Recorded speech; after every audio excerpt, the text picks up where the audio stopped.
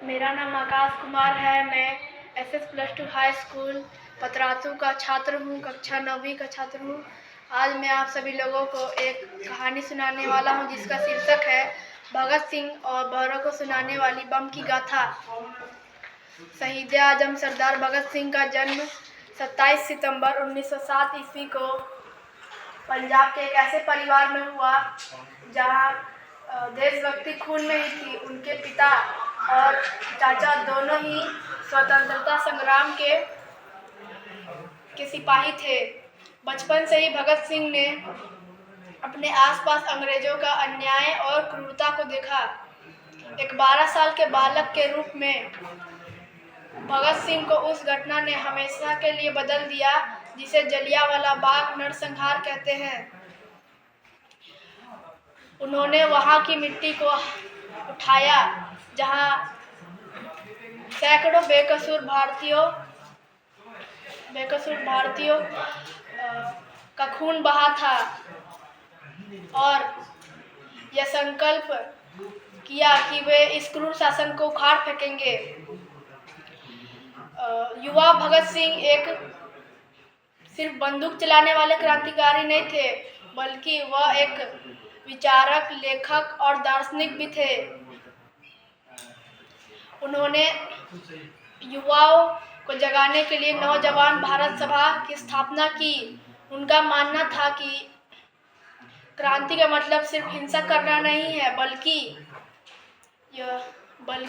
विचारों का परिवर्तन है।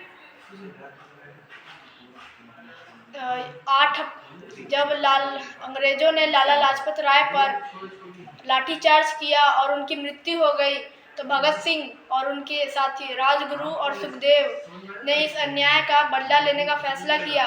उन्होंने पुलिस अधिकारी जॉन सैंडर्स को मार गिराया, जिसने यह साबित कर दिया कि भारतीय युवा अब डरने वाले नहीं हैं। भगत सिंह यह जानते थे कि सिर्फ बदला लेने से आज़ादी नहीं मिलेगी, इसलिए उन्होंने तय किया कि उन्हें अपनी बात पूरे देश और दुनिया तक पहुंचानी होगी। इसलिए 8 अक्टूबर 1929 को उन्होंने और बटुकेश्वर दत्त ने दिल्ली के सेंट्रल असेंबली हॉल में खाली स्थान पर बम फेंका और साथ में पर्चे उछाले। और बम किसी को नुकसान पहुंचाने के लिए नहीं था, बल्कि एक संदेश देने के लिए था। भौरों को सुनाने के लिए धमाके की जरूरत होती है और वे वहां से भागे नहीं, बल्कि वहीं खड़े होकर अपना अमर नारा लगाया, इंकलाब जिंदाबाद। गिरफ्तारी के बाद भगत सिंह ने जेल को ही क्रांति का मंच बना दिया। उन्होंने भारतीय और यूरोपीय कैदियों के बीच हो रहे भेदभाव के खिलाफ ऐतिहासिक भूख हड़ताल की। उन्होंने यह साबित किया कि वे सिर्फ आज़ादी के लिए नहीं, बल्कि मानवीय सम्मान और अधिकारों के लिए भी लड़ रहे हैं।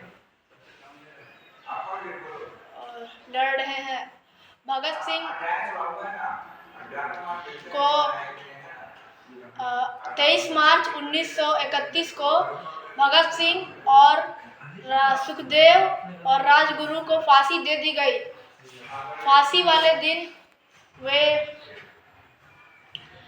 लेनिन की जीवनी पढ़ रहे थे और जब उनसे उनकी आखिरी इच्छा पूछी गई तो उन्होंने क्रांति के कुछ और पढ़ने की इच्छा व्यक्त की। और फांसी के फंदे तक जाते हुए भी वे मुस्कुरा रहे थे और देशभक्ति के गीत गा रहे थे। भगत सिंह देश के लिए शहीद हो गए। भगत सिंह का बलिदान पूरे देश में ज्वाला की तरह फैल गया और युवाओं को जगाने लगा। भगत सिंह का बलिदान हमें सिखाता है कि आज़ादी बलिदान मांगता है। आज हमें बंदूक नहीं उठानी, बल्कि उनके विचारों को अपनाना है। धन्यवाद।